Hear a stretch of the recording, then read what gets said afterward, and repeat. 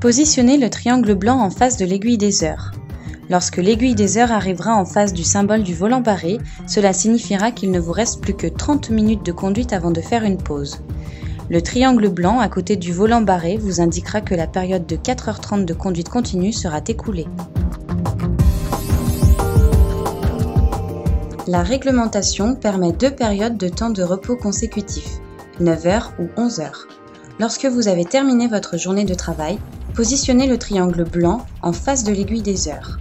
En une simple lecture instantanée, le triangle blanc situé entre les chiffres 45 et 9 vous indiquera l'heure de départ de votre prochaine journée de travail en respectant un repos de 9 heures. L'heure de départ de votre nouvelle journée de travail suite à un repos de 11 heures sera quant à lui indiquée grâce au symbole des 2 barres.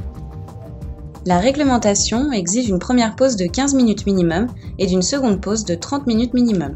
Vous avez cependant la possibilité de ne faire qu'une seule pause de 45 minutes. Pour connaître ce temps écoulé, utilisez le chronomètre et ses indications de temps directement inscrits sur le cadran prévu à cet effet. En une simple lecture, vous aurez ainsi la possibilité de connaître le temps de pause que vous avez déjà effectué.